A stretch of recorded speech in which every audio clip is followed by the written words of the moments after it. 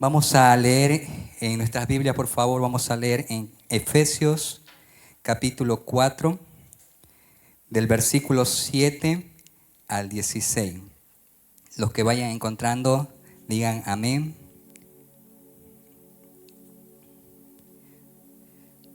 Esta palabra es una palabra muy preciosa que nos enseña en esta carta del apóstol Pablo, dirigida a la iglesia, amén. La iglesia de ese entonces y a la iglesia de hoy, amén. ¿Qué nos dice el versículo 7? Vamos a leer la poderosa palabra del Señor en el nombre del Padre, del Hijo y del Espíritu Santo. Pero cada uno de nosotros fue dada la gracia conforme la medida del don de Cristo. Por lo cual dice, subiendo a lo alto, llevó cautiva la cautividad y dio dones a los hombres. Y eso de que subió, ¿qué es? Sino que también descendió primero en las partes más bajas de la tierra. El que descendió es el mismo que subió por encima de todos los cielos para llenarlo todo. Y él mismo constituyó a unos apóstoles, a otros profetas, a otros evangelistas, a otros pastores y maestros, a fin de perfeccionar a los santos, a nosotros los cristianos, para la obra del ministerio, para la edificación del cuerpo de Cristo, hasta que todos lleguemos a la unidad de la fe, del conocimiento del Hijo de Dios, a un varón perfecto, a la medida de la estatura de la plenitud de Cristo, para que ya no seamos niños fluctuantes, llevados por doquiera de doctrina, por estratagema de hombres, que para engañar emplean con astucia las artimañas del error, sino que siguiendo la verdad en amor, crezcamos en todo en aquel que es la cabeza, esto es, Cristo, de quien todo el cuerpo, bien concertado y unido entre sí por todas las coyunturas que se ayudan mutuamente, según la actividad propia de cada miembro, recibe su crecimiento para ir edificándose en amor. Amén. En esta mañana el título del mensaje es la edificación del cuerpo de Cristo, que somos nosotros, la iglesia. ¿Cuántos quieren ser edificados en esta mañana? Amén. Vamos a edificarnos con la palabra del Señor y todo este año podamos llevarla en práctica. Como una pequeña introducción, saqué un testimonio muy importante del libro del pastor David Yonggi Cho, su libro Secretos del Crecimiento de la Iglesia. En este libro hay unas partes muy importantes que quiero leérsela y luego se lo voy a explicar. Dice que un espíritu triunfador, escuche muy bien, un espíritu triunfador y una actitud positiva son muy importantes para el crecimiento y edificación de una iglesia. Si una iglesia no es una iglesia activada, una iglesia positiva, una iglesia que tenga una mentalidad de triunfador, una mentalidad de triunfador y una mentalidad de ganador, es una iglesia que no crece, es una iglesia que se estanca, ¿verdad? Entonces, igualmente para nuestras vidas, si nosotros no pensamos en una forma positiva, con la ayuda del Espíritu Santo, que podamos hacer algunas cosas, nos vamos a estancar y nos vamos a quedar donde estamos. También aquí en este libro vi una comparación que hace a la iglesia. Dice, la iglesia se parece mucho a un restaurante espiritual. Escuche muy bien. Si usted sirve una excelente comida, habrá gente haciendo cola fuera de su restaurante. Sin embargo, si establece un restaurante en un excelente sitio con un eficiente personal, pero el alimento es insípido, tal vez algunos clientes vendrán una vez para ver su restaurante, pero no regresarán. Ahora, en esta reflexión que hace aquí en este libro, dice que si nosotros damos una buena comida espiritual a la iglesia, un alimento espiritual sólido, la iglesia va a volver, las personas que vengan a la iglesia van a escuchar esa palabra y van a querer regresar porque van a querer más y más de ese alimento que reciben en su casa, en su iglesia. Amén. Entonces es muy importante dar un buen alimento a la iglesia. Cuando usted sirve una deliciosa comida, también nos dice en este libro, cuando usted sirve una deliciosa comida, los clientes volverán una y otra vez y serán clientes regulares. Un buen restaurante tiene el mejor check. Atienda, esto es muy importante. Un buen restaurante tiene el mejor check, los mejores colaboradores o el personal y una deliciosa comida. Nosotros como Iglesia Bolivia tenemos un excelente check, que es acá el pastor Pablo Chum, ¿verdad? Pero no tenemos un eficiente personal, o sea, no tenemos personas que puedan apoyar la visión, el desafío que Él tiene para la iglesia. Entonces es muy importante que nosotros como miembros de la iglesia apoyemos a los pastores, a los líderes que están enfrente de esta iglesia. Amén. Es muy importante. Predicar el evangelio completo de Jesús da mucho a las personas, y a lo largo de las enseñanzas y mensajes que hemos recibido en esta casa, en esta iglesia, hemos entendido muchas verdades. Pero yo le hago una pregunta muy importante. ¿Qué nos falta que aún no hemos despertado de nuestra inmadurez? Entonces, una reflexión que usted puede tomar para su vida, para su familia también. Entonces, nos falta poder despertar a esa madurez espiritual. Amén. Cada uno de nosotros tenemos diferentes dones y talentos que hemos recibido por gracia de acuerdo a la voluntad de Dios. ¿Por qué no traerlos a los pies de Dios y al servicio del ministerio? Cada uno aquí tiene un don, un talento, ¿verdad? En el caso mío puede ser el canto, la alabanza, pero en el caso de usted tiene un talento en su vida, usted tiene un don, un regalo que Dios le ha dado en su vida. Y ese don usted puede traerlo aquí al servicio de la casa de Dios y poder ayudar a la iglesia a poder crecer tanto espiritualmente como también en número, ¿verdad? Es muy importante que como cristianos nosotros veamos y sepamos que somos útiles en la obra del Señor. Aquí hay cuántos maestros, cuántos licenciados en diferentes áreas, cuántos talentosos, por ejemplo, puede ser en la cocina, que puedan ser usados para ayudar en el ministerio de la obra, y no lo estamos haciendo. Hay personas aquí que tienen el talento para cantar también y no están, por ejemplo, participando en el ministerio de alabanza, no vienen a los ensayos para poder también empezar a servir a Dios este nuevo año y poder dar la mejor alabanza de parte suya a Dios, ¿verdad?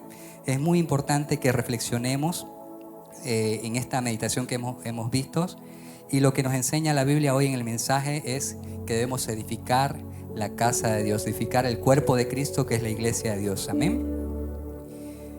Una pregunta también muy importante que quiero hacerlo: ¿qué necesita el cuerpo de Cristo, la iglesia que somos nosotros, para su edificación?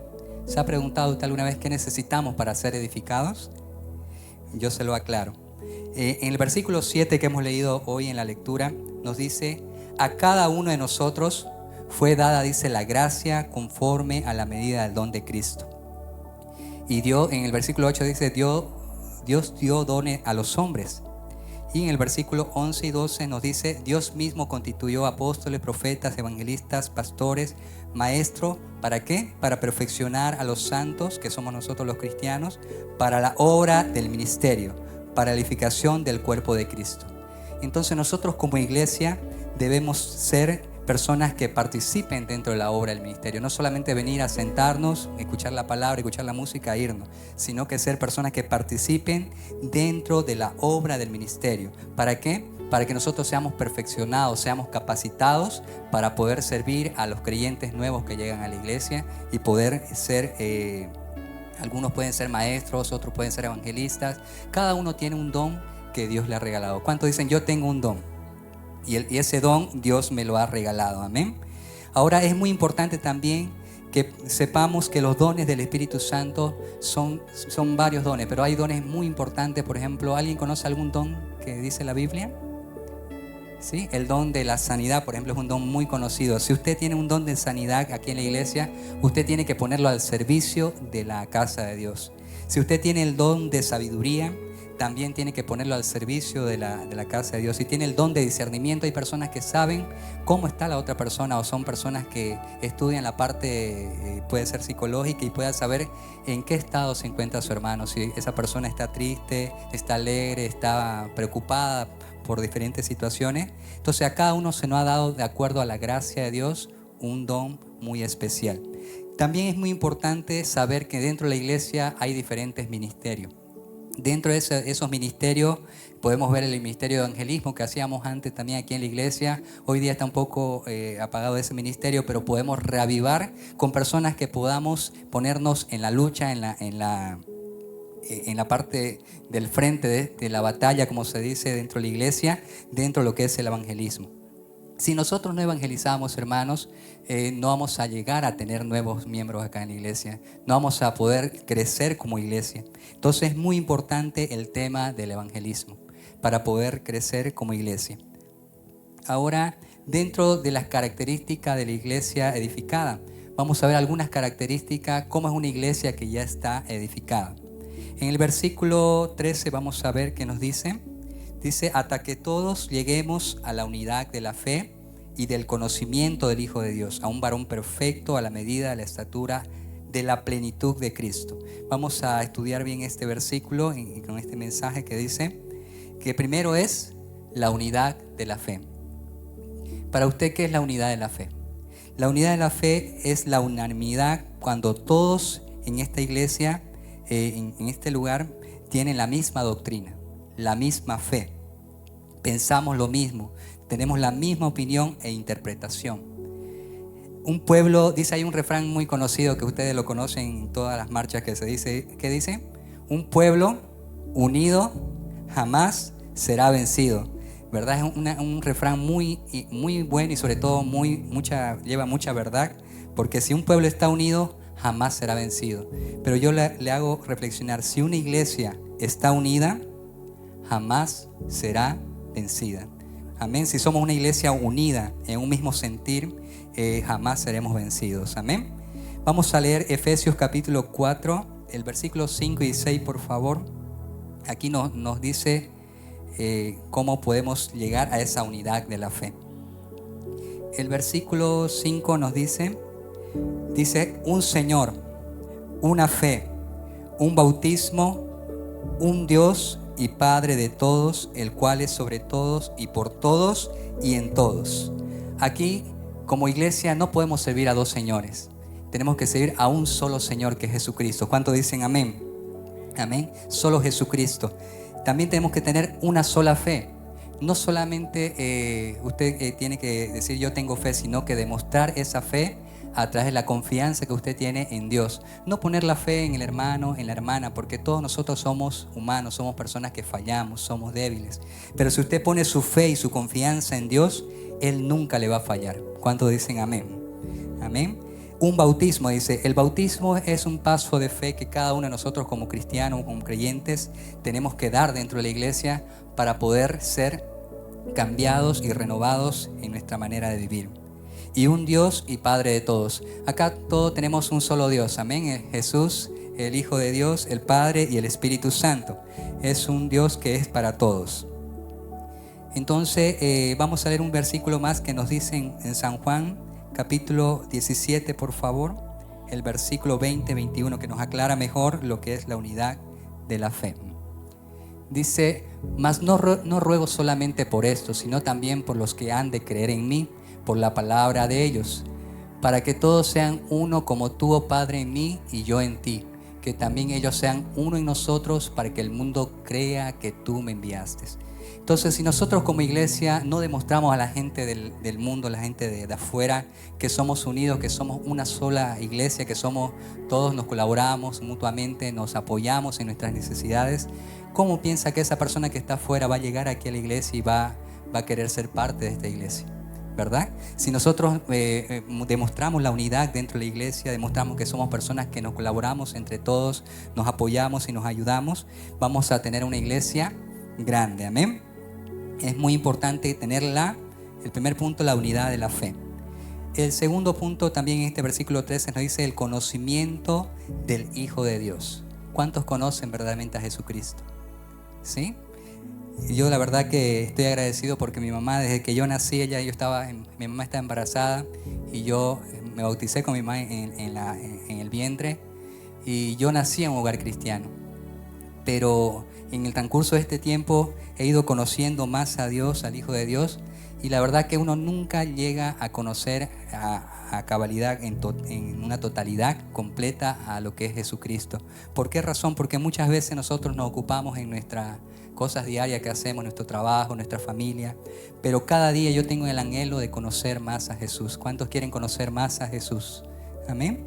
Debemos conocerlo más para poder experimentar cosas muy importantes en nuestras vidas. Cuando experimentamos a Cristo en nuestra vida, más cosas dejaremos a un lado. Cuanto más abandonamos las cosas del mundo, depende cuánto experimentamos a Cristo en nuestras vidas. Cuando experimentamos a Cristo en nuestras vidas, llegamos a conocerlo como el Hijo del Dios viviente. Amén. Es muy importante lo que nos dice también la palabra del Señor en Mateo 16.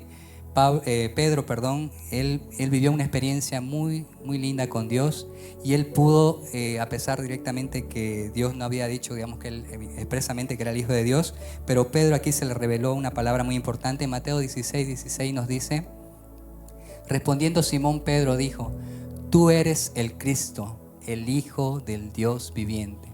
¿Cómo pudo llegar a decir eso Pedro? ¿Por qué? Porque él vio la vida de Jesús. Él pudo vivir al lado de Jesús y pudo conocerlo, pudo experimentar los milagros, las sanidades que él hacía en ese tiempo. ¿Y por qué no hoy podemos experimentar nosotros de vivir una vida con Cristo cada día? Que podamos ir dejando las cosas del mundo y poder guiarnos y poder seguir las pisadas del Maestro. Amén. En Juan capítulo 20, versículo 31, ¿qué nos dice también, por favor? Pero estas cosas, las cosas de la Biblia, se han escrito para que creáis que Jesús es el Cristo, el Hijo de Dios, y para que creyendo tengáis vida en su nombre. Entonces, si nosotros creemos que Dios puede hacer milagros en nuestras vidas, si creemos que Dios puede sacarnos de alguna deuda, de alguna situación difícil que estemos pasando como hijos de Dios, como familia, ¿cómo no podemos llegar a conocer a Dios en ese momento? En los momentos más difíciles, ¿usted piensa que está solo? No, solo Dios está al lado de usted. Aunque su padre, dice la Biblia, su madre lo haya abandonado, sus hermanos, sus amigos, Dios siempre va a estar con usted en esos momentos más duros y más difíciles que pasamos en la vida. Amén. Es muy importante que sepamos y tengamos la seguridad que conociendo al Hijo de Dios vamos a tener una vida diferente, una vida cambiada. En tercer punto vamos a ver el varón perfecto. ¿Qué significa la palabra varón perfecto? Significa la madurez espiritual que tiene el creyente. Si usted no es un creyente maduro en la fe, no va a poder llegar a cosas nuevas en la vida cristiana.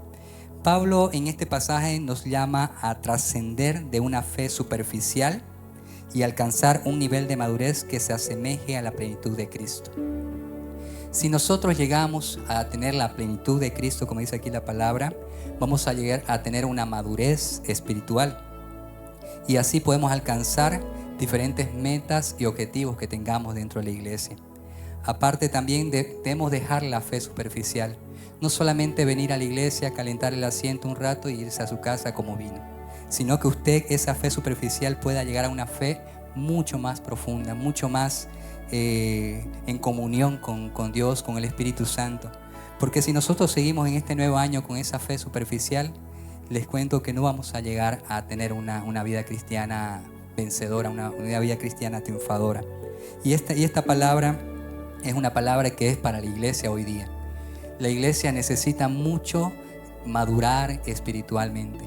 Necesitamos mucho que podamos ser personas renovadas, ser personas que podamos enseñar a nuevos cristianos. No solamente siempre nosotros aprender, sino que usted pueda enseñar a nuevos cristianos cómo es la vida verdadera, la vida cristiana verdadera, y así usted pueda asemejarse a la plenitud de Cristo. Amén. ¿Cuántos quieren llegar a la plenitud del varón perfecto, que es Cristo Jesús? Amén. Esta madurez implica desarrollar un carácter que refleje atributos divinos como el amor, la misericordia, la santidad y el perdón. Si nosotros sabemos perdonar a nuestro hermano, si nosotros no sabemos perdonar a nuestro hermano, ¿cómo podemos decir al Señor, Señor, yo no he perdonado a mi hermano, tú perdóname mi pecado? Entonces debemos primero perdonar nosotros a las personas que nos hacen daño, que nos ofenden, porque si nosotros no perdonamos, dice la palabra del Señor, el Señor tampoco nos perdonará. Entonces debemos reflexionar en ese punto. La santidad también es muy importante como cristianos. Yo sé que aquí todos tenemos una vida de trabajo normal, tenemos una familia normal, pero dice la palabra del Señor que Él nos santificó. Y si nosotros somos santos, debemos demostrarlo en nuestras acciones y nuestra manera de vivir.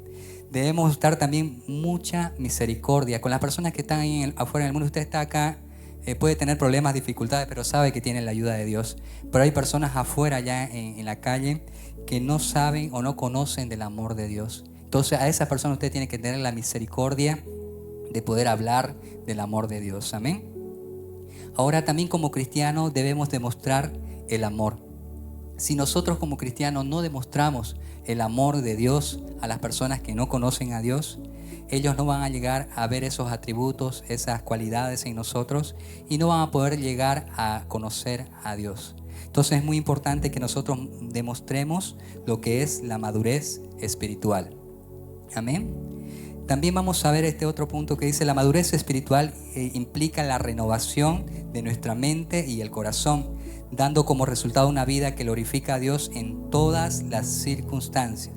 Entonces, si nosotros sabemos que en nuestra vida diaria, en nuestras circunstancias que vivimos diariamente, Dios puede glorificarse, entonces en ese resultado de un corazón renovado y una mente renovada, vamos a tener una vida espiritual madura. Amén.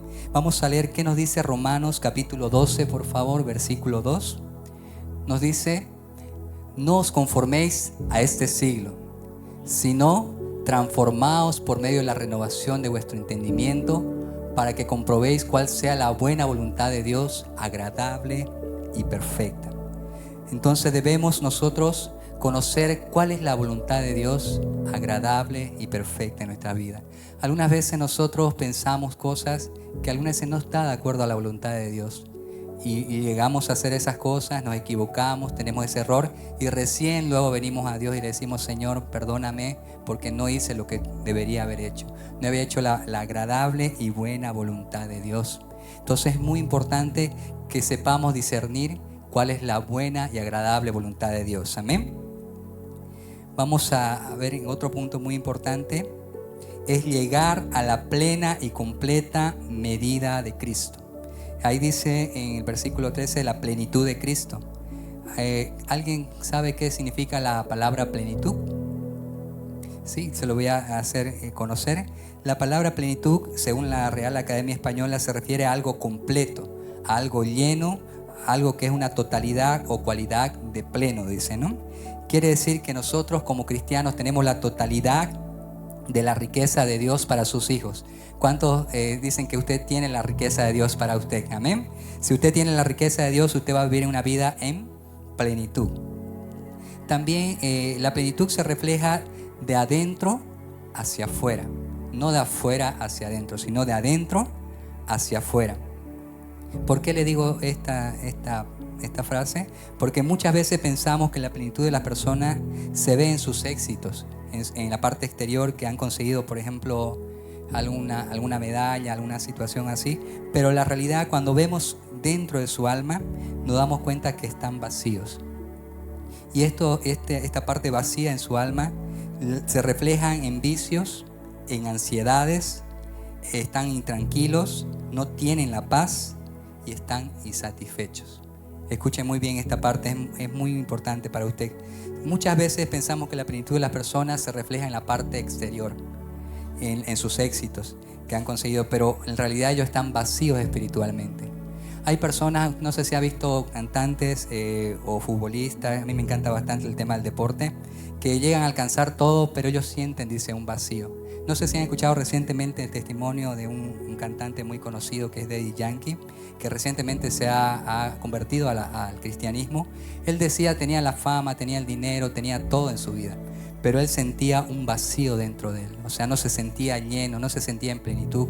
Entonces, ¿qué hizo él? Escuchó de Jesús y dijo: voy a probar esto, si me llena o no me llena. Entonces él, cuando escuchó la palabra de Dios y escuchó que Jesús podría llenar ese vacío que él sentía en su alma, él buscó de Dios y buscó de Jesús. Y ahora es una persona llena, dijo que todo lo que está dentro de su alcance en el tema de redes sociales, lo que va a ser nueva música para Dios, va a poner al servicio de la iglesia. ¿Por qué razón?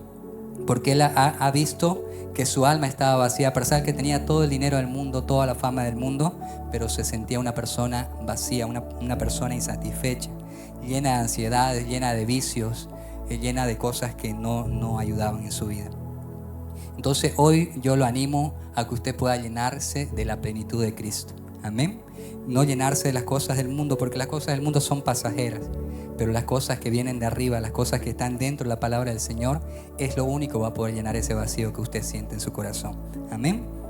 La plenitud de Dios llena nuestra alma, cuerpo y espíritu, y en su momento se refleja hacia nuestro exterior en forma de sanidad, libertad, prosperidad y sabiduría. Entonces, si usted tiene la plenitud de Cristo en su vida, toda su alma, su cuerpo y su espíritu va a ser transformado y renovado. Amén. Es muy importante. Vamos a leer Efesios capítulo 3, por favor. Versículo 17 y 19 al 19. ¿Qué nos dice la palabra del Señor? Dice: para que habite Cristo por la fe en vuestros corazones, a fin de que arraigados, dice, y cimentados en amor, seáis plenamente capaces de comprender que con todos los santos cuál sea la anchura, la longitud, la profundidad, la altura, y de conocer el amor de Cristo que excede a todo conocimiento, para que seáis llenos de toda la plenitud de Dios. Entonces, en estos versículos nos dice que si nosotros realmente tenemos la plenitud de Cristo, vamos a ser llenos de su Espíritu, vamos a ser transformados y vamos a ser llenos de toda la plenitud de Dios. Amén. Es muy importante que sepamos que la plenitud empieza con la comunión con Dios. Escucha esta frase, es muy importante. La plenitud empieza en una comunión con Cristo Jesús. Si usted cada día no tiene una comunión permanente con el Padre, con el Hijo y el Espíritu Santo, no va a llegar a experimentar esta plenitud. Y esto lo digo también para mi persona, porque este mensaje ha sido también para mi persona y para todos nosotros los que estamos aquí presentes. Es muy importante que renovemos este nuevo año la comunión con Dios. Si nosotros no llegamos a tener esa comunión íntima, esa comunión directa con Dios, no vamos a llegar a tener la plenitud de Cristo. Es muy importante entonces ser llenos de su Espíritu a través de la plenitud de Cristo. Amén. El último punto que vamos a ver hoy es los resultados ahora, o la solución de una iglesia ya edificada. En el versículo 14 de Efesios 4, ¿qué nos dice? Que ahí dice que seremos como niños fluctuantes, dice, ¿verdad?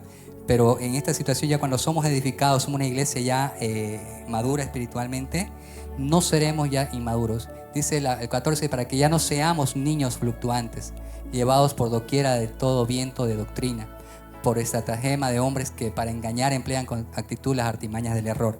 Aquí, ¿qué quiere decir? Que nosotros como iglesia ya no nos vamos a llevar por cualquier persona que nos dice aquí están haciendo milagros y vamos. Por ejemplo, yo estaba el otro día con una cliente en su casa, la visité, y ella me decía que ella estaba en una iglesia evangélica que se llamaba La Gracia, que venía de parte en Brasil, es la iglesia central. Y yo le decía a ella: sí, nosotros somos cristianos evangélicos. No, pero me dice, usted tiene que concentrarse solamente en la gracia. Y nosotros llevamos velo, me dice, llevamos el pelo largo, lo hacemos crecer hasta abajo. Entonces su iglesia tiene que seguir ese ejemplo dentro de lo que es. Yo le decía, nosotros no tenemos esa costumbre, tenemos otra forma de vida cristiana. Entonces, si usted es inmaduro, haya dicho a la persona, yo le dije a un cristiano inmaduro, le decía, sí, ¿verdad? No, voy a hacerme crecer el pelo, aunque ya no me crece, pero de todas maneras le haya dicho, digamos, haya seguido la corriente que ella me haya comentado, ¿verdad?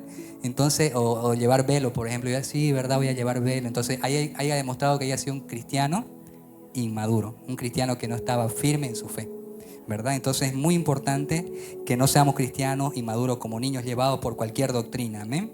Ahora la iglesia tiene una madurez espiritual. ¿Cuántos dicen, ahora tengo, diga conmigo, una madurez espiritual?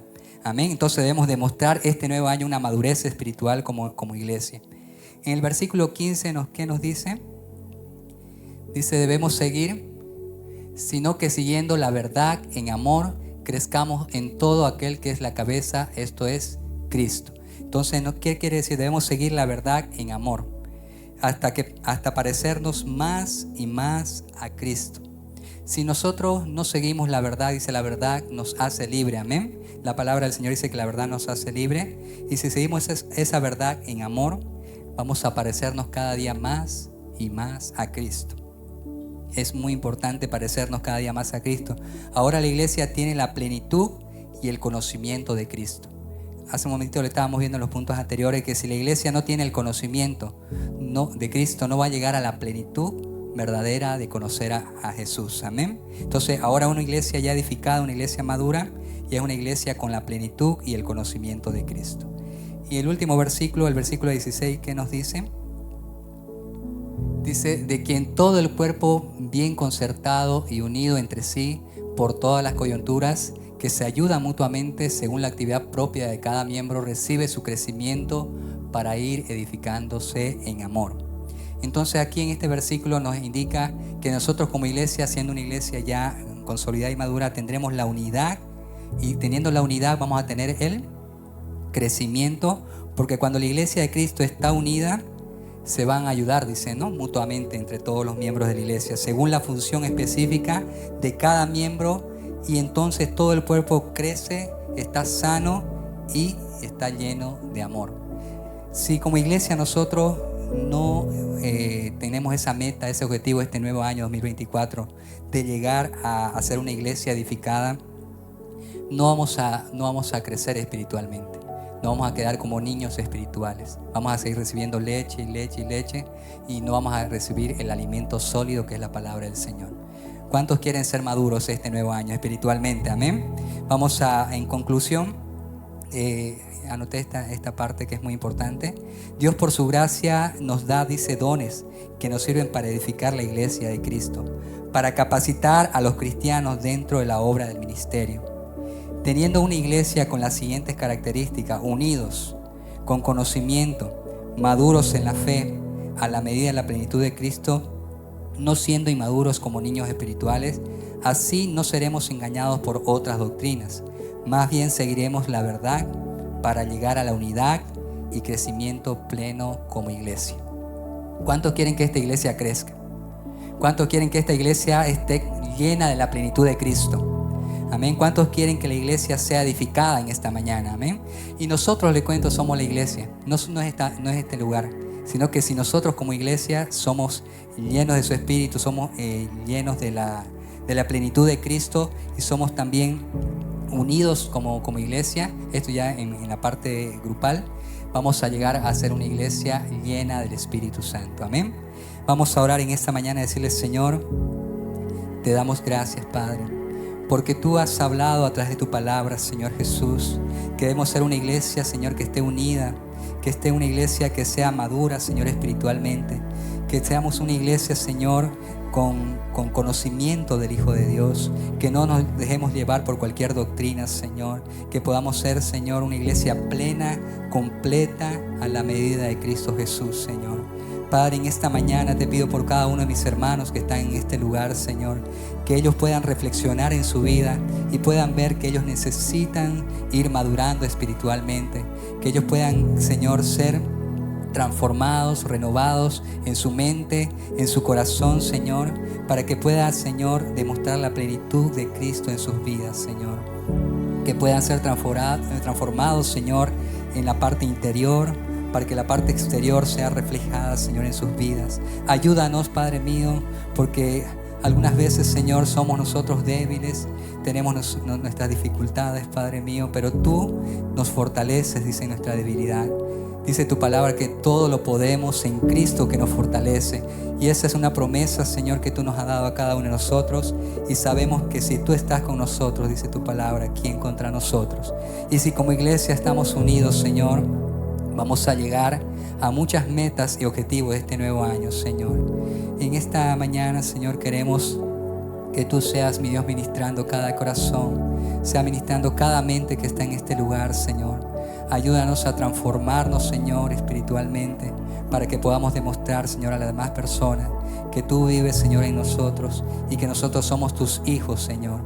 Ayúdanos a traer, Señor, personas también nuevas a la iglesia, Señor, en este nuevo año, y que podamos ser instrumentos, Señor, en tus manos para llevar tu evangelio, Señor. Ayúdanos a conocer, a darnos a conocer nuestro ministerio que nosotros tengamos, Señor, en este hogar, en esta iglesia, Señor, en esta casa, y que podamos ser, Señor, usados en ese ministerio. Cada uno de nosotros tenemos un talento, tenemos un don, Señor, y queremos ponerlo este año a tu servicio, Señor. Ayúdanos a que podamos, Señor, ser obreros fieles, creyentes fieles en tu iglesia, y que podamos ser, Señor, personas, ejemplos para las demás personas que están fuera y en el mundo, Señor. Te damos gracias por todo esto y damos las gracias de todo corazón. Amén y amén. Amén.